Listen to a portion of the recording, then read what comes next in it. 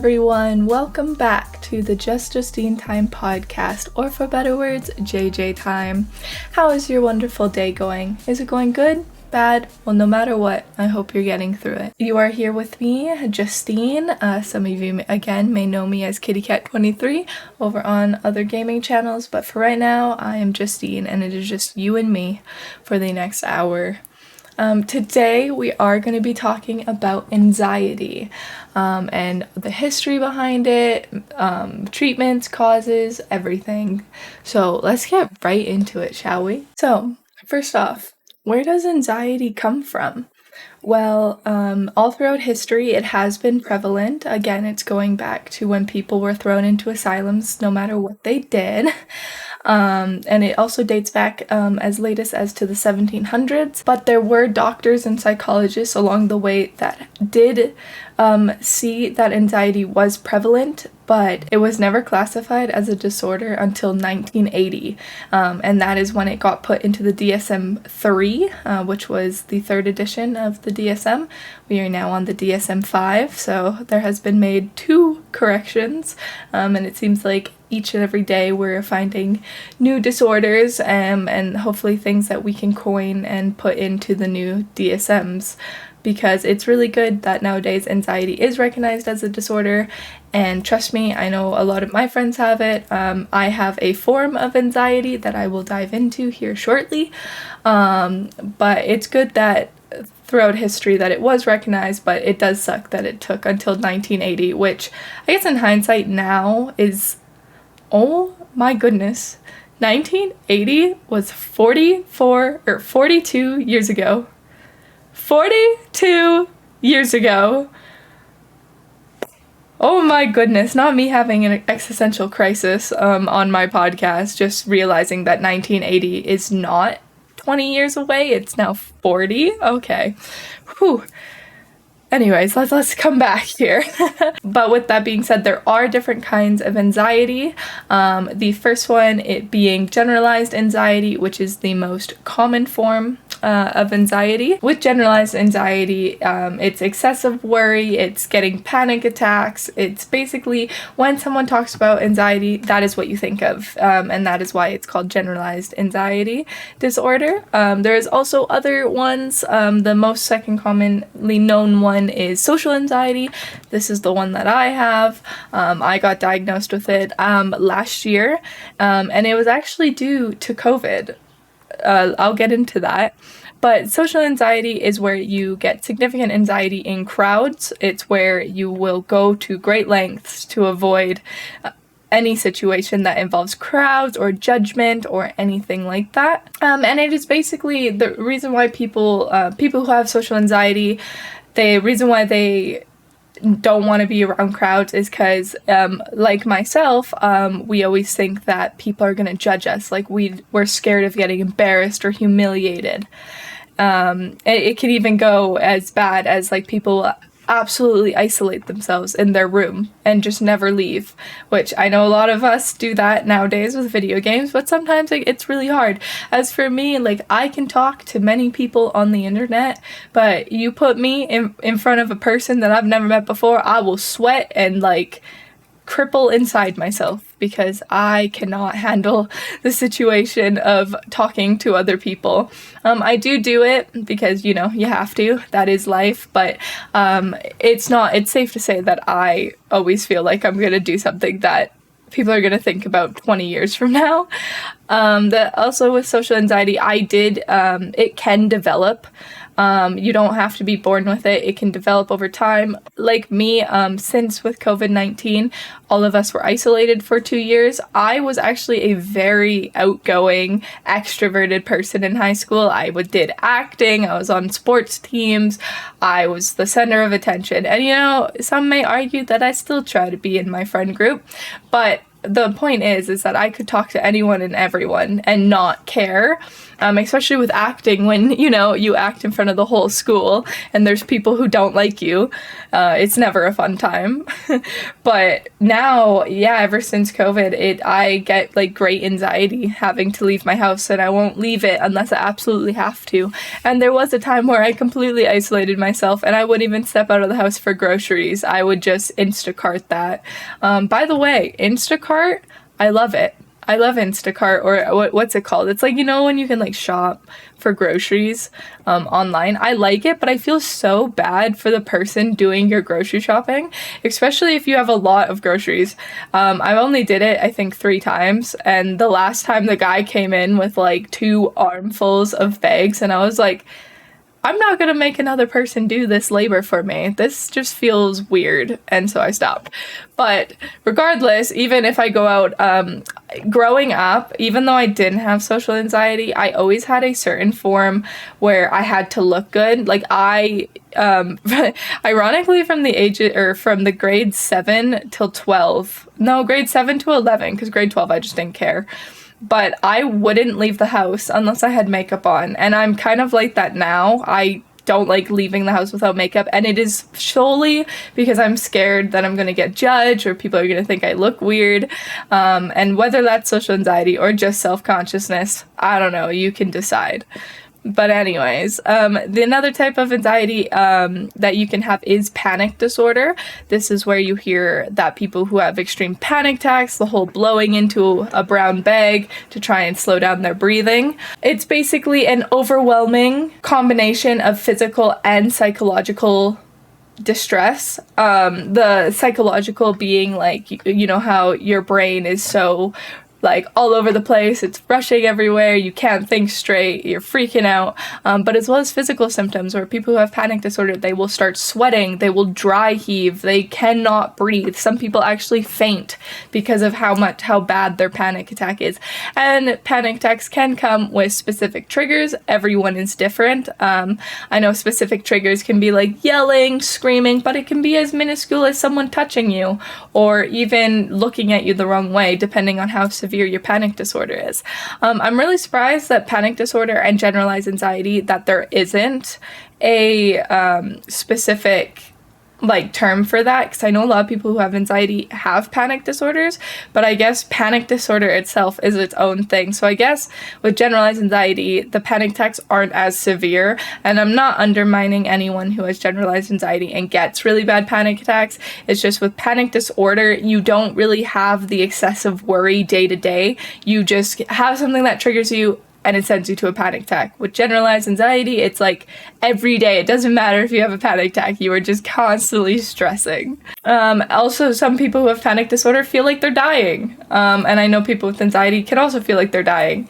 But the thing with panic disorder is that with all the physical symptoms, it literally feels like you cannot breathe. And I guess you feel like you're dying. I mean, I totally understand that. I just find it weird myself that panic disorder and generalized anxiety are 2 different things. There's also more specific anxiety, and these are more anxiety coined terms, so they're not specifically anxiety, but they fall under the same profile. And one of these things is agoraphobia, or specific phobias in general. Specific phobias are an anxiety inducing thing. So with specific phobias, arachnophobia, fear of spiders. I actually, you know what? I don't think I have arachnophobia because I can hold spiders. I can look at spiders and be like, that's a cool spider. But if there's a spider anywhere on me or in my own bedroom, it's fair game. And yes, I will go scream and cry like a little baby into the other room because I hate killing them. But yes, there's arachnophobia. I know there's claustrophobia. That is the fear of tight spaces. As well as I know people who have phobias of snakes, etc., etc. Sorry, I do not know the scientific term for every fear. But I do know what agoraphobia is. And it is where people will go to extreme lengths to not be in a situation where they feel trapped. So kind of like claustrophobia, where you're physically trapped, agoraphobia is mentally trapped.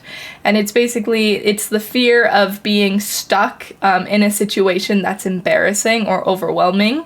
And that kind of coins with social anxiety, because they kind of go hand in hand, but it is genuinely a phobia where people will freak out in crowds because they fear that something embarrassing might happen to them, which, it's interesting when you get into the psychology of that. If with phobias, since, phobias are determined as like something that brings you great distress, both mentally and physically, again, sweating, heavy breathing, convulsing to some extremities. And the thing with specific phobias, or especially agoraphobia, is if it is a fear of being trapped or humiliated in public spaces, if you are trapped and humiliated, or if you are trapped in a public space and you start getting that phobia and you start yelling and screaming and just, causing a scene. I don't want to say causing a scene, because I don't think anyone with mental health causes a scene. It's more of, it's just really hard to deal with right now. But it really sucks how people with agoraphobia, that if they are trapped in a situation like that and then start freaking out, then they themselves are embarrassing them, which I would feel that the phobia would just go 10 times worth. I couldn't imagine being in that situation. And I really feel for people who have that specific phobia. Another branch of anxiety is selective mutism. Selective mutism is also with anxiety, but this is more shown in kids. It can go up to teen years and adult life, but more or less therapy does help with that. And what selective mutism is, they do not speak in social situations unless expected, but I do know that selective mutism can go as far as not talking to anyone. This can be triggered by certain traumatic events, or some kids grow up with selective mutism just because that's how they act. I wouldn't say it's anything to be worried about, because if they are speaking when they absolutely have to, that is common. I would say go to speech therapy or go to regular therapy if your kid has selective mutism. But yes, it can be as severe as you don't talk to anyone, or you only talk to one specific person.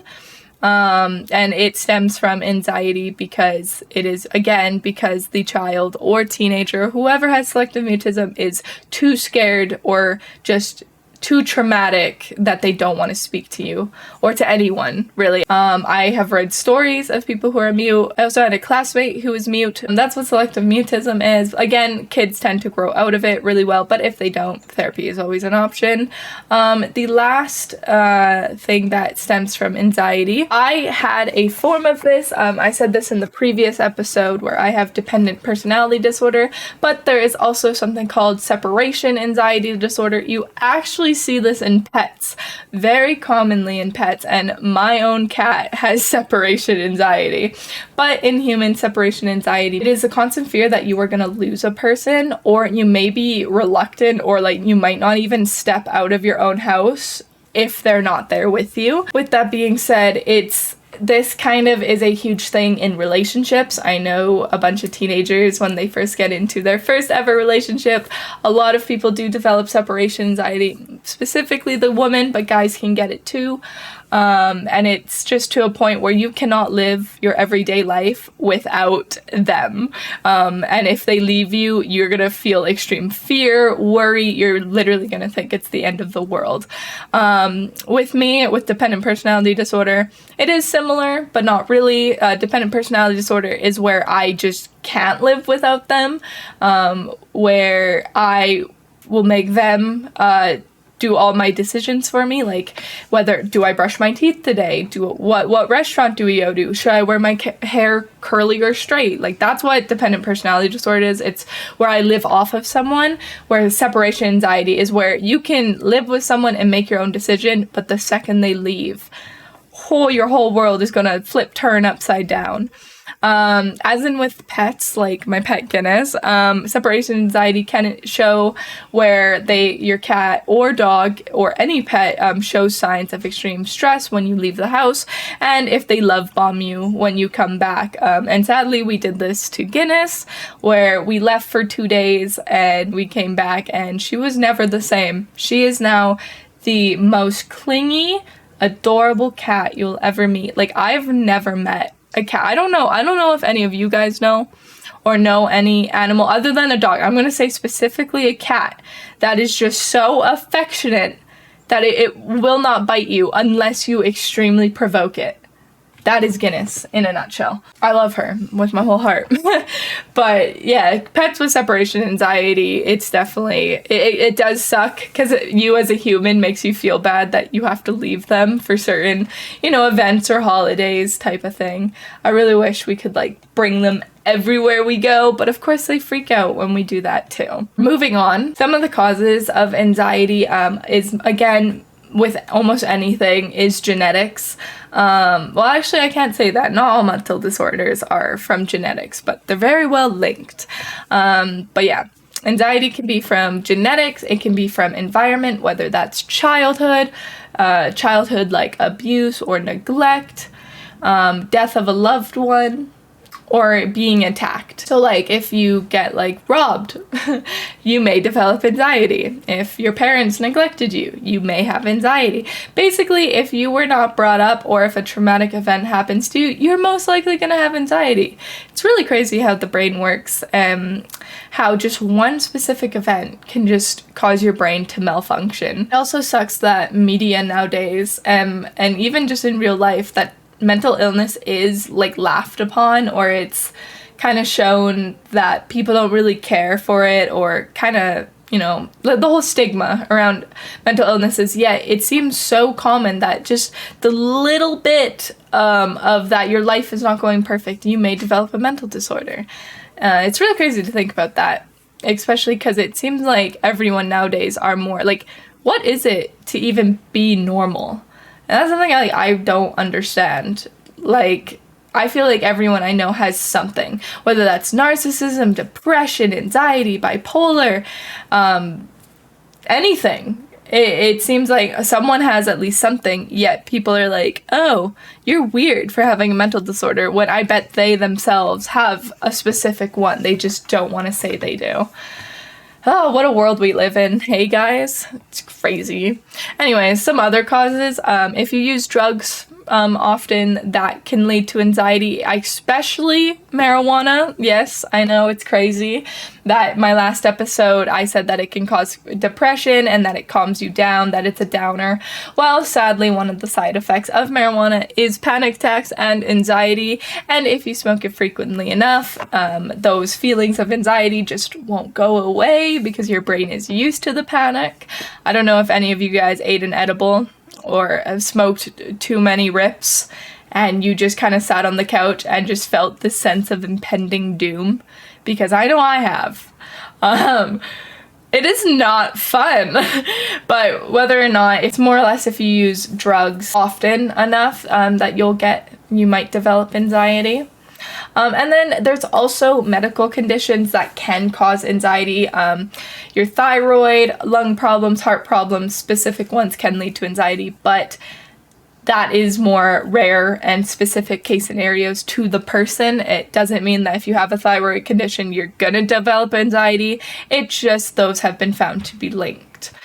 Some of the treatments you can do with anxiety. One of the most common ones is, of course, therapy. Talk therapy is one of the things. Anti-anxiety meds are really good. They help your brain neurons line up so that you feel less worry. You can also do CBT again, which is cognitive behavioral therapy. That is, again, where you just kind of tell your brain to stop it and recognize that you are having either a panic attack or that you are worrying over nothing. It's just basically telling your brain to recognize that you shouldn't be worried right now. Support groups also help. Isn't it funny? I wonder if they have this. I didn't do too much research into it, but you know how there's AA, Alcohol's Anonymous? Do you think there should be an AA for Anxiety Anonymous? Or would that just create more anxiety because it's anonymous? I don't know. Or maybe it'd cause less anxiety. I feel like we should have Anxiety Anonymous. That's all I'm saying. But I guess you can't really. No, I want it. I want Anxiety Anonymous right now. Same with Depression Anonymous. DA, baby.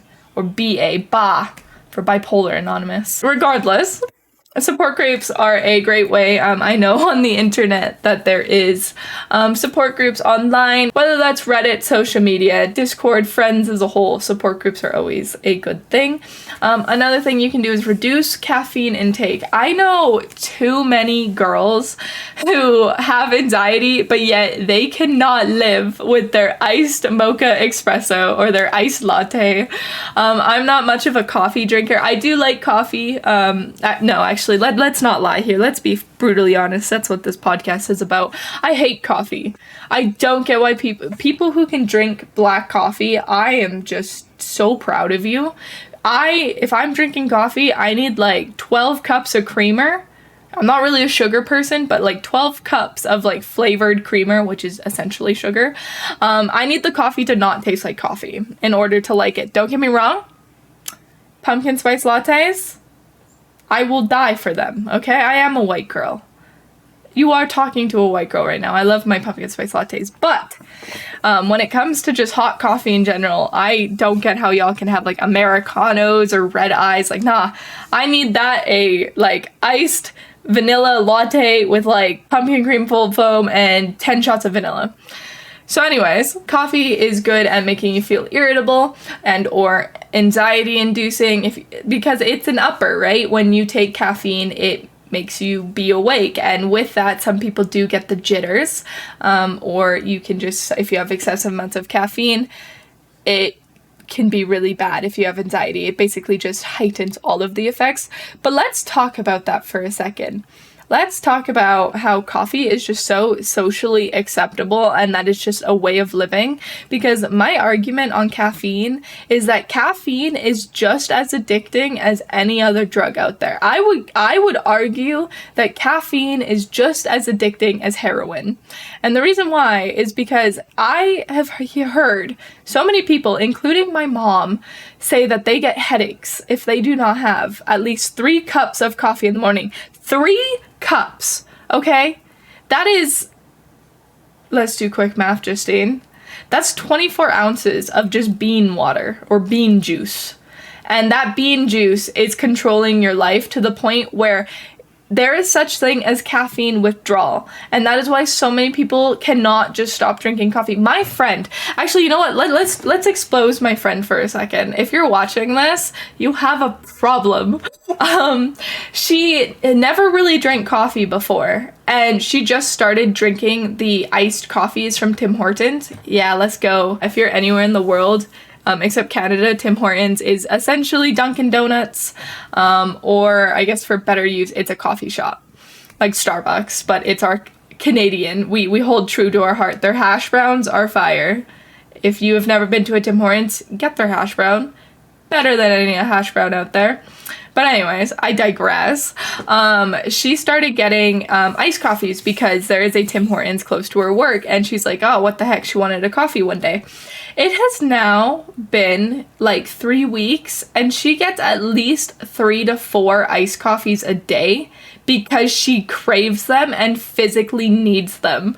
Which, if I don't recall, isn't that what like meth users do, where they crave it and they can't, like, they won't be satisfied without it? Like, she fully gets moody now. I'm not calling her a moody gal or anything, but like, she gets upset if she does not get her iced coffee, which I totally understand. Iced coffee from Tim Hortons is banging, but enough for it to like actually like feel the withdrawal effects. Like, if we talk about nicotine, you know how smoking was like a big social thing back in the 60s. I'm pretty sure it was the 60s. And how now it's deemed as like bad for you. Yes, I will agree that smoking tar and tobacco into your lungs is definitely way worse than coffee. But I do say, if coffee is making you be able to function, why is it so common? Like, and it's interesting because it is common. That's just how our society works. You know, the whole spiel of don't talk to me before I had my coffee. And it's really interesting because if coffee was never invented, or if it was never as, you know, you can go out right now and buy it for $1, I wonder if it would, in another universe, whether you believe in multiverses or whatever, if coffee would be classified as a drug, because it technically classifies as all the same. another perspective on it is people who vape. If I'm not a vapor, but I've heard this is common, so correct me if I'm wrong, you guys, if you are a vape smoker. Have you ever woken up in the middle of the night randomly just to take a puff of your vape and then you go back to bed? So fun fact, that's called nicotine withdrawals, and your brain will physically wake you up because you do not have enough nicotine in your body. So for my early risers out there who wake up at 6, 7, maybe even 5 a.m., okay? Are you waking up that early just because you need coffee and your body is just withdrawing from the caffeine? Because I know you early risers have coffee. I know that. I have coffee in the morning when I wake up super early. So people who are early morning risers who drink coffee, do you wake up because you need coffee or because you need to be up? That's like the like food for thought of the day, you know? Regardless, that's my whole coffee spiel. Also, going back to different anxiety treatments, what you can do, you can journal. Journaling is basically taking all of your messy thoughts in your brain and throwing them on a piece of paper that actually makes sense. I know that from the psychologist I used to talk to, since I did have social anxiety. I do still have it. I do say, though, I don't have it that severe. But then again, I don't know what's severe and is not. I am my own person. But basically what you do is just write anything that you are thinking down on a piece of paper. It doesn't have to make sense. And so basically it's taking your thoughts from up here to the paper so that you no longer have to feel those thoughts. And last but not least, what you can do is breathing exercises. This is one of the most common things you'll hear from therapists, from CBT, whatever therapy you do. It's always control your breathing. And also, fun little fact for you guys, you know, the whole paper bag thing where it's, oh, here, breathe and hyperventilate into the paper bag and it will make you feel better. It's not exactly true, because breathing into the paper bag can actually make you feel dizzy, and the whole term as the reason why it calmed people down was because it made them pass out and get dizzy, because you're basically inhaling CO2. Nowadays, researchers have said that to not do that, and to do my favorite breathing exercise is the 5, 4, 3, 2, 1. And it is basically the 5 acknowledgements that you have to do. First thing you do is you acknowledge 5 things you see around you. So if you are spiraling into a panic attack, or if you are getting really stressed out about a situation and you feel like it's the end of the world, first thing you do, take a deep breath, look around the room and see what are 5 things you can see in this moment. Right now, when I'm looking, I see my computer, my water bottle, my phone, my Nintendo Switch, and my mouse. That's what I see. The second thing, you acknowledge 4 things that you can touch. So basically, in where you are standing, what could you go and touch right now? Whether I could be as blatant as a wall, a roof, a floor, or I could be more specific as, I could touch my hands, I could touch my water bottle, I could touch my mouse. You can use the same things, the things that you see around you, you can also identify, but it is better to identify 4 different things. But if that causes you too much stress, don't do that. Next, you will acknowledge 3 things that you can hear around you. If you're in a quiet room, see if there's any electronics. Do you hear a buzzing of, the computer? Do you hear a clock ticking? Do you hear your own breathing? Just identify any 3 things. Like right now, I can hear my mini fridge going, I can hear someone playing a video, and I can hear the humming of the lights in the background. Next, what you do is you acknowledge 2 things that you can smell. So if you take a big deep breath in, what do you smell right now? It could be stinky, it could be silly, it could be it could be floral, anything. Right now I smell the candle that's burning. I have a black cherry merlot burning right now. I actually don't really like it. I would not recommend it from Bath and Body Works because I think it's too strong. Like, it's way too overpowering of like black cherry. And yeah, I don't know. You can also identify things of smelling warm, like does it smell warm or cold? Because yes, I will argue that warm and cold have a smell. Warm is like refreshing, well, not refreshing. Warm is like comforting, like cozy, and then cold is like refreshing, hard, jumpstart. those are smells. I can swear to you that they're smells. And then lastly, what you do is acknowledge one thing you can taste. So look around the room. Can you eat anything right now? What would it taste like? Do you taste your own spit? Do you taste the lipstick that's on your lips? Right now, one thing I could taste is probably this. I could taste the nail polish on my fingers. I like to chew my fingers. I say this almost every podcast. I feel like I'm going to be known as the nail biter girl, but it's been a week and a half and I haven't bit my nails yet, and they look really pretty. For you guys who are listening and not watching the video, I painted them burgundy, which is just a really deep red, and I think they're so pretty. That's also something you can do for anxiety. Get into new hobbies and do things that are calming. Meditation, painting your nails, except, you know what? Don't actually paint your nails. I found painting my nails the most stressful thing in the world because of just how much it went everywhere. But anyways, but yeah, basically you can just do anything that makes you feel comfort. And again, I said it, go get yourself a pet if you feel lonely. I think in like one of my episodes, go get yourself a pet. I swear pets are the cure all, feel all, but only get a pet if you are ready.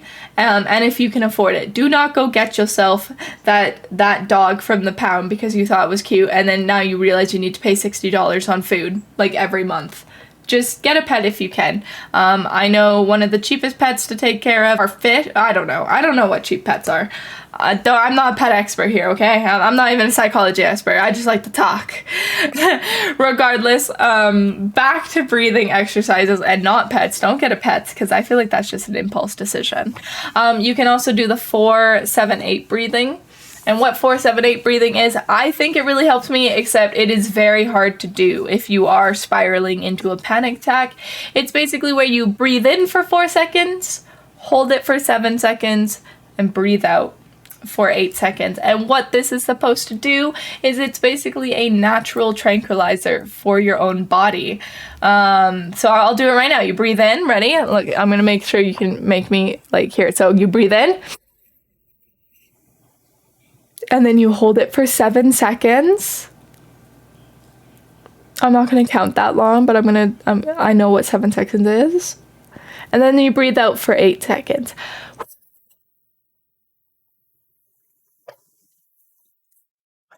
And yes, 8 seconds is a very long time to breathe out. You may run out of air by the time that you hit 8 seconds, but that is the whole point. It is to expel all of that stress out of your body in those 8 seconds.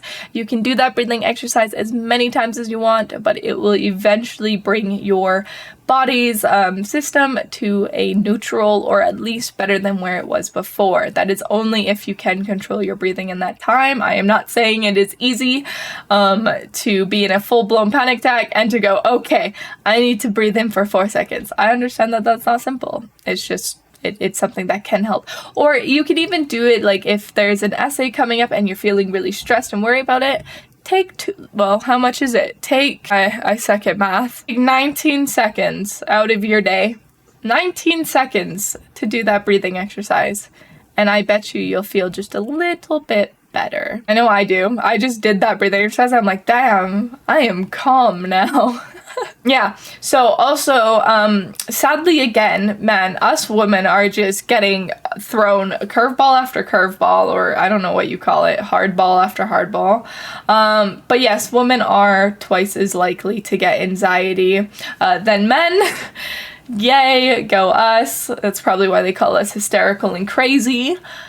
I'm kidding. And the reason for this, there's actually a scientific reason. It's because women produce more in their adrenal glands, and what your adrenal gland is it makes you, it's your fight or flight response. If you've ever heard what fight or flight is, when you are in a panicked situation, if you're getting mugged or if there's a traumatic thing going on, your fight or flight will respond, and that is basically you'll either fight what's in front of you or you will run away. I know that I run away. But that is why women are more likely to. It's because we have more adrenaline in us, and anxiety is essentially adrenaline overdrive. Also, anxiety can increase your risk of addiction. So if you have an addictive personality or if you have anxiety, you are more likely to probably drink more often or get addicted to certain substances. So if if any of you lovely teenagers, preteens, anyone out there who is watching me right now who has been thinking of dabbling in drugs and has really bad anxiety, don't do it, because you may use it as a coping mechanism. And I'm gonna tell you, alcohol and drugs are not a good coping mechanism. It just makes you think about worse things and it makes you feel worse. All right, you may think it helps, but it doesn't. All right, I know some of you out there have went on like 3 to 4 day benders or week benders at a time. I bet you don't feel good after that bender. No, you don't. Okay, and I know you don't. I know you're sitting in front of the toilet right now, puking your guts out. So don't use that as a coping mechanism. So with your fight or flight, the reason why it's linked into anxiety is because it can cause cold hands and feet. And the reason why if you've ever been in a fight or flight situation or have anxiety and you've noticed that you have really cold hands or feet, it's because the adrenaline response kicks in. It's basically all the blood flow will get restricted into your torso and everything to protect your vital organs. This is shown in extreme cases of hypothermia, which if you've seen, like, let's say Mount Everest, if you get trapped up there, all of your body will pull to your chest to keep all of your vital organs alive, so your lungs, your heart, and whatever else is in our body that makes us alive, and our brain. So that's why a lot of hypothermia cases, you see a lot of frostbite going all the way up the arms, because all the blood is getting pulled to make sure that you stay alive. And it also is the same thing with adrenaline. And that's why you start sweating. It's really crazy. You feel cold, yet you're sweating. Huh. Maybe that's what a hot flash is. I feel you, moms out there. Regardless, yes, it's to protect your vital organs. So, something else I want to talk about, these aren't necessarily specifically anxiety related, but these are newer in the DSM-5s, and this kind of correlates with how if you have anxiety, you do have more risk of addiction. So, just recently in 2017, there is a new disorder in the DSM-5, and it is actually called video game disorder. You know, it makes me think, I wonder if I have it, but I don't think I do. But video game disorder got recognized in 2017. It is where you are obsessively playing video games for extreme hours at a time.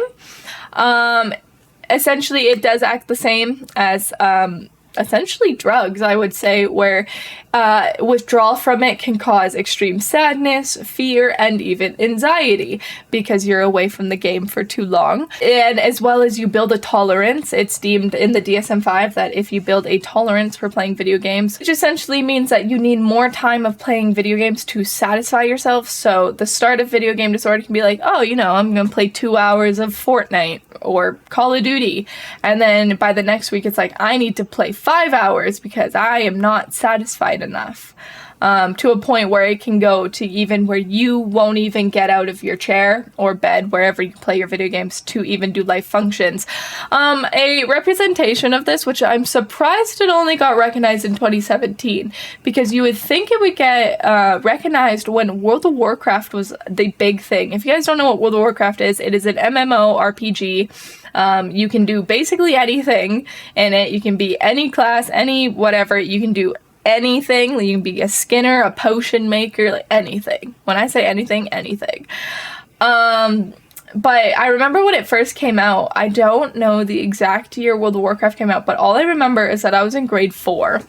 And this relates to me. But if anyone remembers the craze of World of Warcraft, I remember reading a post of like a guy who made his chair into a toilet because he didn't want to leave World of Warcraft. And I've heard so many cases of people who just relieve themselves on their chair because they can't miss a second of World of Warcraft. And the thing is funny because I'm pretty sure it came out, that had to have been like 2008, 2009, no, 2012, before 2012. Regardless, whenever it came out, I was in grade 4, and I would even argue that I was at risk of video game disorder, and I'll tell you why. So when I was in grade 4, I used to live with my grandparents, right? I didn't actually live with like my actual parents, but I would go visit my dad from time to time. And when World of Warcraft came out, my dad got the game. I remember getting the very first one. This was before that the level cap was like, I think now it's level 70, but it went up to 120. But I think the original level cap was 60 and then it went up to 120, blah, blah, blah, blah, blah. We got all of the expansions, and I remember when the Blood Elf expansion came. I don't know which one that was. I think it was the Crusader, the Burning Crusade. I could be so wrong, though. I just remember when Blood Elves came out. I loved this character. Like, so I was always a Night Elf Druid. That was my very first character, as well as a Night Elf Hunter. I remember visiting my dad for, like, let's say a weekend. I would play World of Warcraft any chance I got. I would stay up all night when my dad was like sleeping and go and sneak onto his laptop so I could play this game. And I craved it. I remember going back to my grandma's house and being like, I need World of Warcraft, and I'd come back and like the same feeling all over again. Like just like grinding feeling, I guess, just brought me back. And it was so bad that my dad had to like take away the laptop when he was over, or when I was over, because I wouldn't even visit with him. So I'm going to argue that if I lived with my dad at the time, I totally would have fell into that blog post of where I would relieve myself on my chair, because like, oh my god, it was so addicting back then. It still is addicting to this day. I just remember when that was a huge thing. So, which is interesting, and it does say, I did do a little research on it, it does say that it was first like noticed in 2013, which I'm pretty sure is when the World of Warcraft thing happened, but it didn't go into the DSM-5 till 2017. So like, why did it take 4 years? You know, I don't know. Like, I guess because you have to do like more research on it and everything. But essentially, yeah, again, with gaming disorder, you give up on all basic activities. You will just play video games. I know this is a problem with the new generation now, and I really feel for parents of this generation. Even I am scared to have my own kids, solely because of the internet and because of video games. I have seen so many little 6-year-old squeakers on Reddit or TikTok or whatever screaming the absolute worst sins you could ever say, and they're like 6. And it really does suck, because like I'm in the middle, because like my whole content is video gaming, right? If you go like over on my Twitch and stuff, but I do argue that like video games like do ruin children, and but it does suck, because if I had my own kid, I wouldn't want to like not let my kid play video games and be like left out, but at the same time, I don't want my kid absolutely screaming at me and calling me names because I took their PS4 or PS5 away, or their PS10 by the time that comes out. But regardless, I don't want to deal with that. So I cannot imagine. Like, I know my nieces and nephews, they just are in grade 6 and grade 4. And oh my god, they're on TikTok right now. And freaking my little niece, who's 4, or who's in grade 4, there was a trend on TikTok. I didn't even know about this. I didn't even know this was on TikTok. To kill their dad. That was a trend going around, and it was like all over her For You page. Like, I saw her TikTok and I was like, it's like, kill your dad, ways to kill your dad, like, let's kill our dad. And it's like, bro, when I was in grade 4, I totally would have killed my dad if I saw that. Like, I believed in the blue whale thing. If you guys don't know about the blue whale thing, the Blue Whale app, or whatever it was called, it was essentially an app you could download on the App Store, and it is, I'm pretty sure, a creepypasta. But I'm gonna tell you, I believed it because I read creepypastas when I was in grade 4.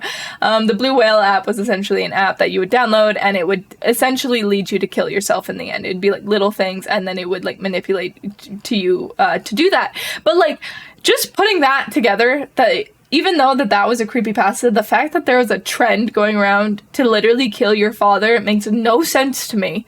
Because, like, isn't that the same thing? It's just actually happening. Like, I'm scared. Am I gonna see on the news, like, a grade 4, like a little 10-year-old kid killed their parents because the internet told them so? I bet you there's already articles. Like that. I'm getting so worked up over this. I just do not like that we are letting our kids be exposed to the internet that early, but yet I'm at the hypocritical age where I was exposed to the internet that early, and I think I turned out fine. But I will say, it's so hard, and I can't imagine what parents think about in that days. Oh, we got our daily dose of Gimbim. How are you doing? do you have any important information to talk about anxiety right now? Do you have anything that you want to talk about? Please. All right. She is not okay with today's treatment on anxiety, right? We need better treatment. Yes, we do. Man, I bet you guys who are just listening to me are like, what is going on in the House of Commons? Going back to video game disorder again, it's basically to the point where you will continue gaming despite, like, problems in your outer world. Like, it can be as bad as you don't even pay rent because you need to finish the next level in a video game, as well as it does suck because video game is used as a coping mechanism. I know I myself use video games as a coping mechanism because why wouldn't you want to escape reality for a little bit, right? So it's really interesting, that fine line between video game disorder and just, enjoying video games casually. So, like, what would that make Twitch streamers? Do we all just have video game disorder? I doubt it, because we can get off. I don't know. That's another food for thought right there. Again, other things, like, it's to the point where you can risk losing your job, losing significant others. Some people do think, and a lot of psychologists do think this, is that they think that video game disorder is just an underlying condition from depression or anxiety, which is why I'm talking about it, because since it is kind of really closely to anxiety, or could be brought on from anxiety, I guess that's why it took so long to go in the DSM-5 to determine if it's just a coping mechanism or not. But a lot of psychologists also argue that it is more of an addiction rather than a disorder, which is crazy how video games and caffeine are addictions, I swear.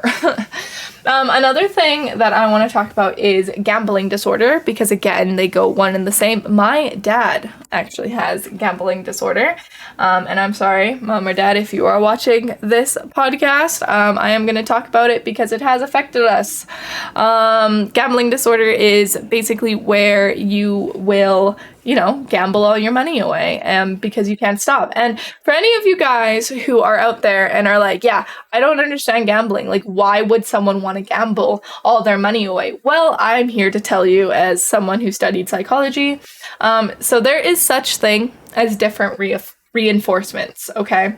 So what reinforcements are, they each differ from one of each other, but it is one of the essential ways to bring up children, and you use it in your everyday life. And you can also use this to, like, get a little edge on, like, people if you'd like. I'll tell you a little fun fact once I explain this. But there's the first one, which is continuous reinforcement.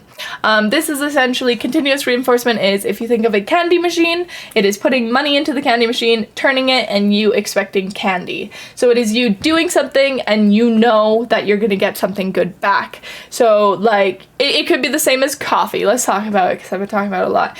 You give $2 to the barista to give you a coffee, you get a coffee in return. That is continuous reinforcement. You are now happy because you put something in and now you are happy. Continuous reinforcement is also Pavlov's dog.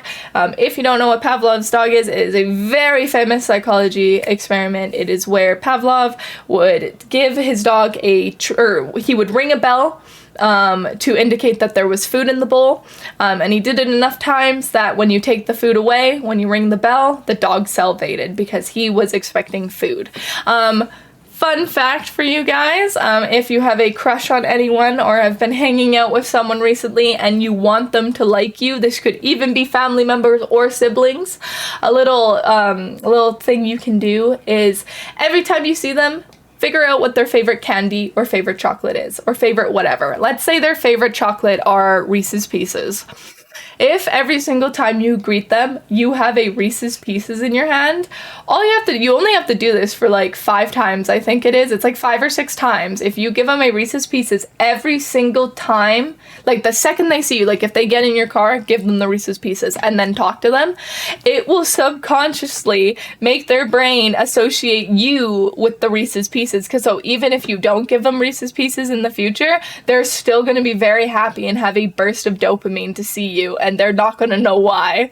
So there you go. There's your little manipulation tip of the day, I guess.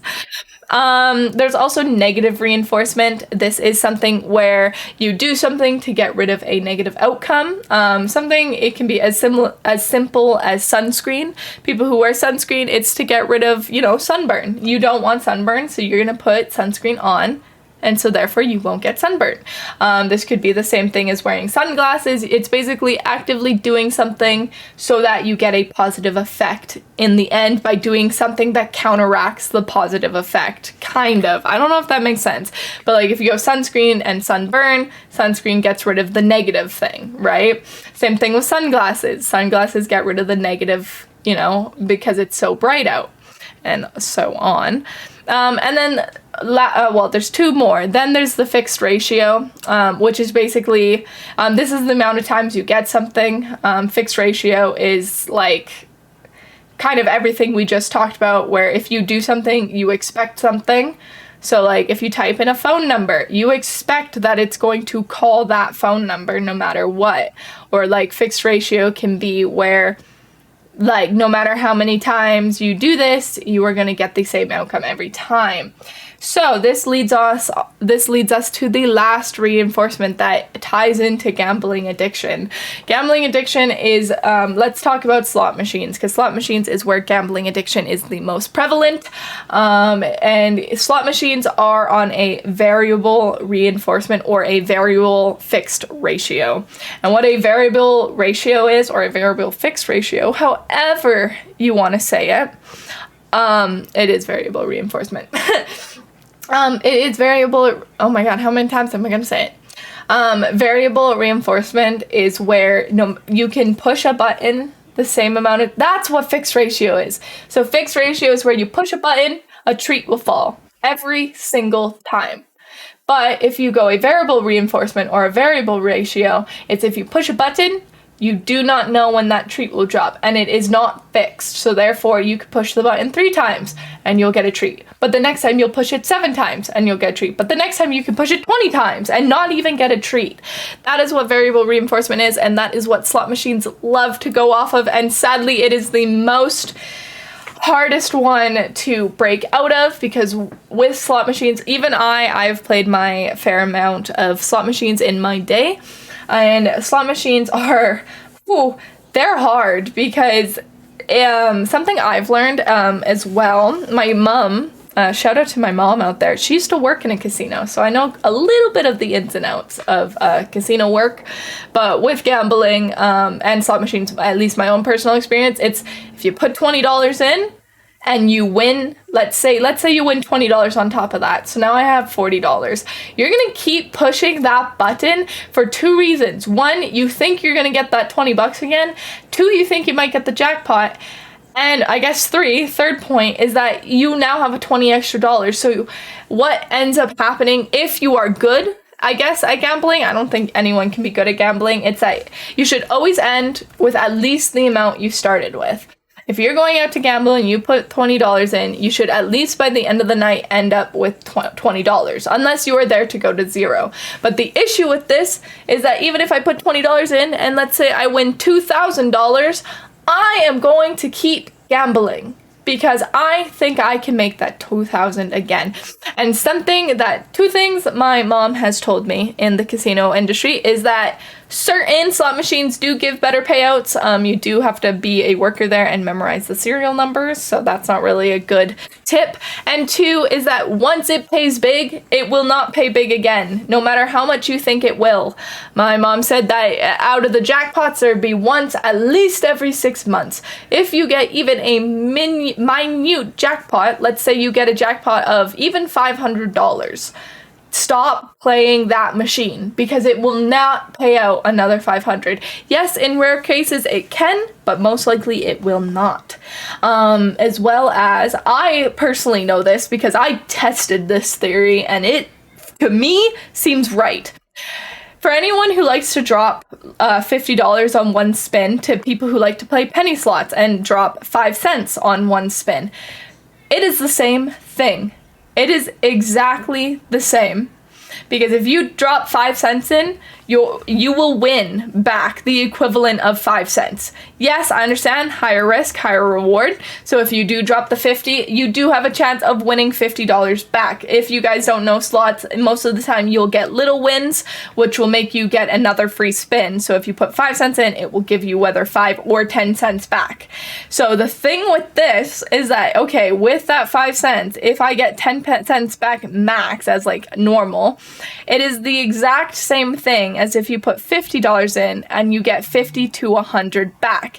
Yes, you do get 50 more dollars rather than 5 cents, but those 2 spins are still equivalent to the same. And my mom has said that no, you can put any amount of money in and still have the same shot for the jackpot. Whether you put 500 on one spin or 5 cents, the equivalent to winning the jackpot is the same. So yes, that is why I personally go to casinos and play 20-cent slots, because I get more fun out of it.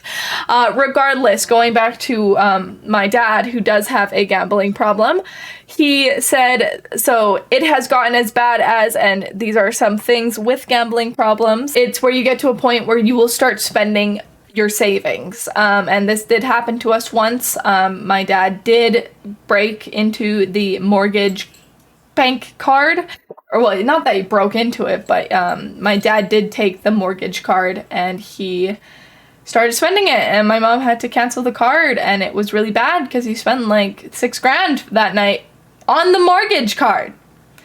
So that's what makes it a problem. It's a problem when you start affecting other people, and it's like, don't get me wrong, gambling in general is an addiction, and that you probably shouldn't do it, especially if you're very easily influenced. And again, back to variable reinforcement, if you're very easily persuaded, you are going to get addicted very fast. That's why I didn't even start gambling until I was 20. I don't gamble. I can't even say that. I've only gambled, I think, 5 times in my life. I do go here and there, like I'm not estranged to it. I do gamble once in a while, but I don't like it, and that is 2 reasons. One, because sadly, gambling addiction is genetic. That is some more recent researches that people are doing, and ever since I found out it was genetic, I am terrified to gamble because I think I will get addicted to it. So if gambling addiction or any addictions run in your family, please be wary that if your dad or mom is addicted, let's say alcoholism, gambling disorder, video game disorder, whatever you want to call it, be wary of trying new things, especially if they are addicting. Like, I know you say, oh, I'm only going to do it once. I'm only going to try smoking once. If your parents have an addictive personality, you're going to have an addictive personality. Luckily, I do not have an addicting personality as much as I know of, or I think I personally direct my addictions somewhere else. And this is something I want to get into, where how really with addictions or anything is replacing one thing with another. For me, I love shopping and clothes. That is where my kryptonite is. Don't get me wrong, I am frugal with my money, but oh my goodness, I will never say no to a new shirt or new pants or new whatever it is. I love it. I love clothes. Not the money part, but the clothes part I love achieving. I used to always accept hand-me-downs from people just so that I could wear something new. So yay. But going on to the disorders, if you are or a loved one is struggling with gambling disorder, or any disorder for that matter, whether that's alcoholism, weed, whatever it is, I would suggest, well, something that is known in the psychology world is that addictions never really go away. You just kind of push them away and trade it with another one. That's why people who had a drug problem or alcoholism problem usually go to exercise, and people who are fully recovered. I know someone, not personally, his name's Iron Sanctuary on TikTok and everywhere else. He's a bodybuilder, and he came out with saying that he used to be really heavily addicted to heavy drugs, hardcore drugs. And he said that he took the satisfaction of gym and bodybuilding, and so now he's fully into that with eating. And this is to the point where you'll work out for 6 hours of a day and all that stuff. And don't get me wrong, it's great taking care of your life, but that can also be harmful. And again, with society, whether you replace drugs and alcohol with caffeine, working out, whatever you want, it seems that everything is an addiction to a certain point. I could get into the talkings of orthorexia, but I will talk about that when I do my eating disorder episode, because that is more eating disorder related, so I don't really want to get into it here. But yes, most of the time, people who struggle with alcohol disorder, anything, will always replace it with something else, whether, again, that's exercise, video games. Some people I know take a lot of care in their personal appearance, and etc., etc. It's crazy how addiction really just gets passed on. And I mean, it makes sense. Like nail biting, let's say, that's an addiction. I've had it.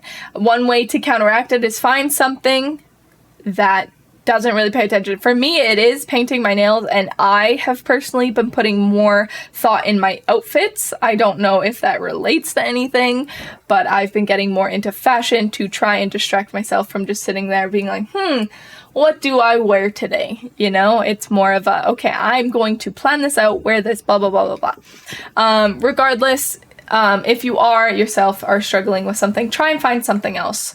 It could even be hiking. It could be anything, literally anything in the world. Just try and replace it, because yes, the people who say, oh, I'm going to quit cold turkey, you can't quit cold turkey unless you have something else that can satisfy that urge. That's why I do know people who smoke nicotine will either chew gum a lot, or they will smoke something else that's not nicotine. Like I know, is it the Mellow brand? I know there's like a melatonin like thing that you can sip.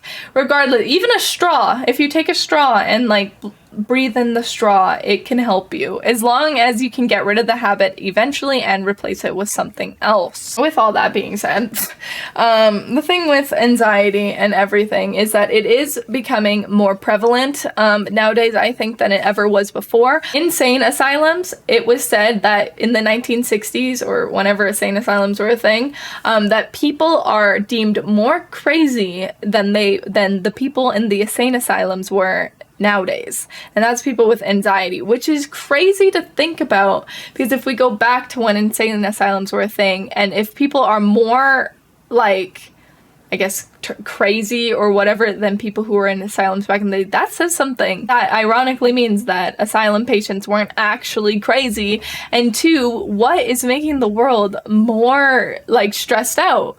I'm looking at you, economy. I'm looking at you, housing market. I'm looking at you, gas prices. Like, so simple back in the day. But yeah, it probably wasn't simple, because like I get it, y'all didn't have phones or internet, but like the argument is there that the world would be a better place without the internet, but it's a better place with the internet. It's just basically a matter of opinion. Oh my goodness, I could really get into it for hours, but I'm not going to, because I know this is about anxiety. I could even talk about how phones and social media can trigger anxiety. Especially, I know one of the causes is if you are trying to get into social media and become an influencer or any of that of the sorts, numbers create anxiety. I have felt it. I know my friends have felt it. Anyone who likes numbers affects it. Like, I know if my video underperforms, I start freaking out, and I'd be like, what happened? If someone sends me a hate comment, I'm gonna freak out and, obsess over that. So it's really interesting that it's a double-edged sword, where the internet is good for us, but at the same time, I think it's totally ruining the next generation of kids and the generation after that. Like, I know the metaverse is becoming a thing, and I know right now it's very wonky and no one really likes the metaverse, but trust me, I truly stand by, when Bill Gates went on that night show and was like, oh, the internet will literally be the next new thing, it'll take over the world, and everyone laughed at him and called him a joke. And you know how people are laughing at Mark Zuckerberg, calling him a joke about the metaverse, and that no one would actually want to do that? Do you see the correlation? Do you see it? I know. Correlation does not cause causation. But I have a very strong hunch. Regardless, I'm really worried for when the metaverse comes out, because that, if you guys don't know, the movie Ready Player One is a great example of what possibly the world could be many, many years from now, or it could even be around the corner. It depends. Regardless, let's end it off for today. That's really all I have to say about anxiety and my personal experiences with it, as well as addictions. So I'm going to leave you off with this fun fact of the day. Did you know students or people who write with pen and paper take in the material better than people who write with a laptop? And there's actually science behind this, and I learned this in my first year of university. It is basically, so nowadays it's interesting because even I like taking notes on the internet. I used my, what was it called? My OneNote. I used OneNote, but I used my Surface tablet. That's what it's called. I used my Surface tablet to take notes. I know in high school I took notes pen and paper, but when I got to university I started taking everything on the laptop. And I will say, yeah, you definitely don't retain as much information because you're more focused on just kind of like, well, you're not really focused, but you're just kind of typing what you hear, right? Like if the professor is like, oh, correlation causes causation, you're like, correlation causes causation, cool. Or you already have a PowerPoint that says it, so you're like, oh, I don't have to take that note. But people who write pen and paper, the thing is they are slower at taking notes, and this is because when the professor is talking to them or talking to us, like correlation causes causation, when you're writing, your brain has to think of it. Like, I don't know how to explain this. I just know that researchers have explained that when you type on a keyboard, you don't use the same brain function as when you write on pen and paper. Because when you're writing, you actually have to think of like the words, of the letters being wrote. So when you do this, your brain is like, correlation does not cause causation. And when you write that, it makes sense, right? Like you write, well, correlation does not cause causation. Now your brain has repeated it, and it is essentially like as if you are rehearsing what it is. There was new research found by Paul Mueller and Daniel Oppenheimer, I think is his last name. And he basically is saying, so this is what I was saying, the new research has proven that students taking notes uses different parts of the brain than people who take notes on their laptop. And that's the thing, because students who write down their words have to actually like listen to it, digest it, then write it. But this is also argued that it's not good in university. And I even said, some of my professors have said this to me, where if you are not getting every word that I'm saying down, you're gonna miss content. And it's crazy, and that's why I started using a laptop, because I felt like I had to write super fast to keep up with the information. Yet when you go over to review it, you don't really review it because it's just kind of on, the screen, instead of with notes when you're writing it down, making it look all pretty. And I also know when I used to take notes from my notebook, my first year of university, I was very pretentious, or whatever the word is, pretentious, and I would do a messy notebook write down, and then I would go home and rewrite the notes. And that's actually one of the best things you can do if you are in university and you are struggling to study right now. Yes, it's hard, but I suggest do it. So it's basically where you get one notebook where you just write everything that's being said. You can even abbreviate words, like if the word, like let's say at, you just do the at sign instead of saying AT. If you go with or without, with can have a W with a line on top, without can have the line on bottom, just so you can write as much as you can down, because it is good to go home and rewrite the notes that you just took in, more readable, presentable format, because this causes you to write it down and study it twice. And that is way more than you are going to study in front of a laptop. And trust me, I know you're going to be like, yes, I study, like I'm good at studying, I don't need to write your notes down. You are good at studying, but if you write, if you are just reading off the PowerPoint, that's really doing nothing for you, especially since a lot of professors love to go off the PowerPoint all the time. So try and get into writing if you can. In the end, this whole fun fact is people who write notes on pen and paper do obtain more information more than people who use laptops. Regardless, I really hope you guys liked today's episode. I know I did go on a tangent, but that's really what podcasts are about. Rate me 5 stars if you're watching on Apple or Spotify, but please leave a like or a comment if you can. Tell me, what's your favorite color? I really want to know. Mine is maroon, or, for all people watching, it's purple, just a dark purple.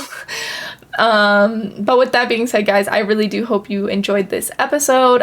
If you follow my socials below, and if you like it, again, give me a like. Numbers make me feel good. In the next episode of Just Justine Times Podcast, we will be talking about bipolar and all of the different things, and how most of the time depression and anxiety could just be underlying causes of actual bipolar. I hope to see you guys here next time, next week. Like I said, go leave a like, comment, subscribe, do whatever you have to do. Numbers make me feel good. I hope you guys have a great, wonderful rest of your day, night, or morning, no matter what time you're watching. I hope you're doing okay. And again, is it just a bad 5 minutes or a bad day? Have a great day, you guys. Bye!